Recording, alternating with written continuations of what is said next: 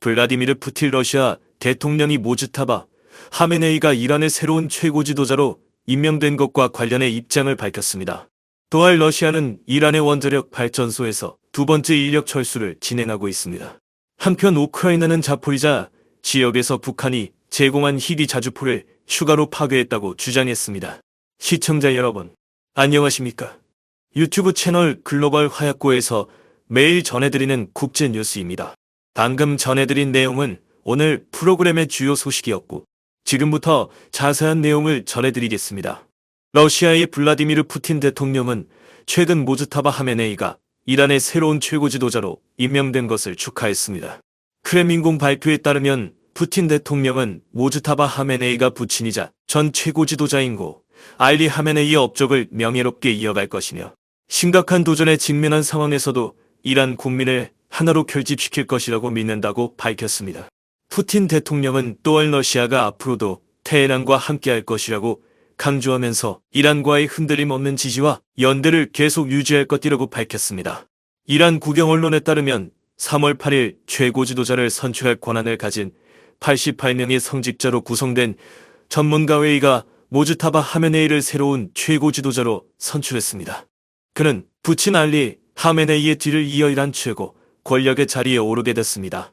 모즈타바 하메네이는 지금까지 공개 선거에 출마하거나 공식 선거에 참여한 적은 없지만 수십 년 동안 최고 지도자 권력 핵심 내부에서 상당한 영향력을 행사해 온 인물로 평가됩니다.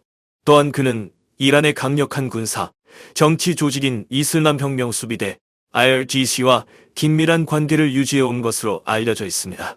한편 러시아 국영 원자력 기업 노사통 로스아톰은 이란 부시르 원자력 발전소에서 근무 중인 인력 가운데 두 번째 철수 조치를 준비하고 있다고 밝혔습니다.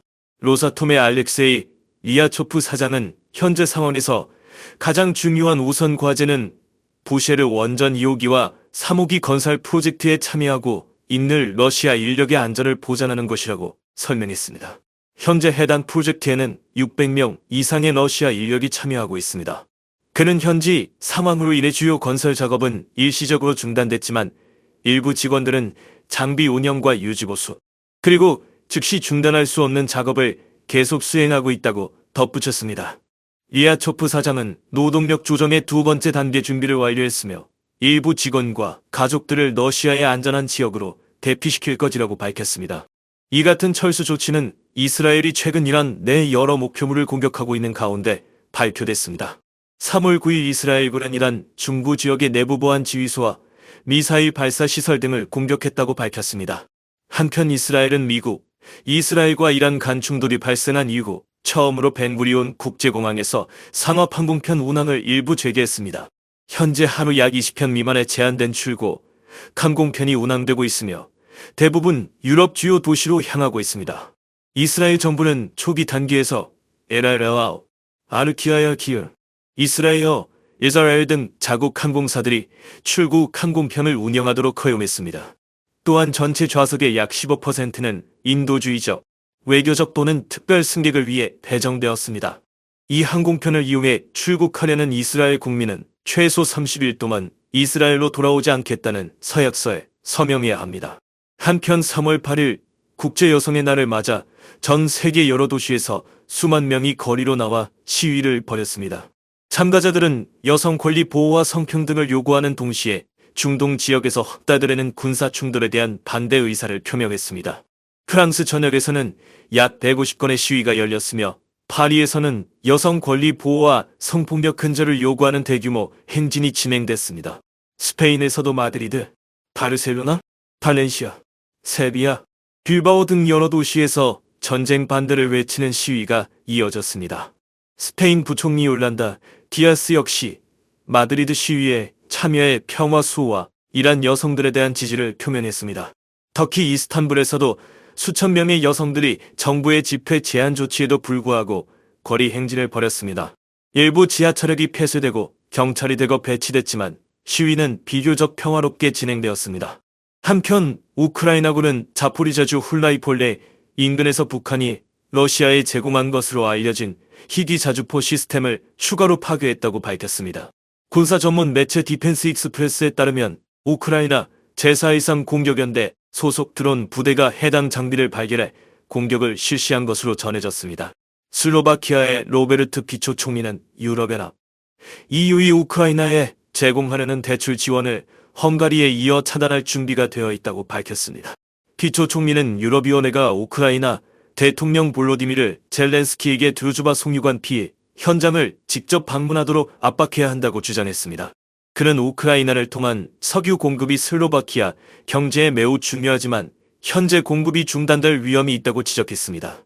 중동 지역의 군사 충돌은 한국 경제에도 영향을 미치고 있습니다. 수만 개의 중소기업이 주문 취소로 피해를 입고 있으며 물류 차질로 수출에도 어려움이 발생하고 있습니다. 특히 중동 지역은 한국 중소기업 수출의 절반 이상을 차지하는 중요한 시장입니다. 또한 호르무즈 해협을 통한 원유 수송이 차질을 빚으면서 국제 에너지 시장의 불안도 커지고 있습니다. 에너지 분석가들에 따르면 전 세계 원유 공급의 약 20%에 해당하는 하루 약 10만 배럴의 원유가 호르무즈 해협을 통과합니다. 그러나 미사일과 드론 공격 위험으로 인해 많은 유조선이 해당 항로 이용을 일시 중단하고 있습니다. 이로 인해 보험료와 운송 비용이 상승하면서 국제 유가도 상승 압력을 받고 있습니다. 미국 에너지부 장관 크리스 라이트는 미국이 이란의 해상 위협 능력을 약화시키고 있으며 조만간 호르무즈 해협을 통한 에너지 수송이 정상화될 것이라고 밝혔습니다.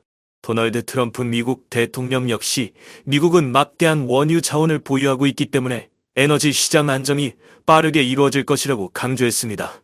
현재 미국의 휘발유 가격은 갤런당 약 46달러를 넘어섰으며 연료 가격 문제는 오는 11월 중간선거에서 중요한 정치적 변수로 작용할 가능성이 있습니다. 지금까지 유튜브 채널 글로벌 화약고에서 전해드린 국제 뉴스였습니다. 앞으로도 최신 국제 정세를 계속해서 신속하고 정확하게 전해드리겠습니다. 시청해주셔서 감사합니다. 다음 방송에서 다시 뵙겠습니다.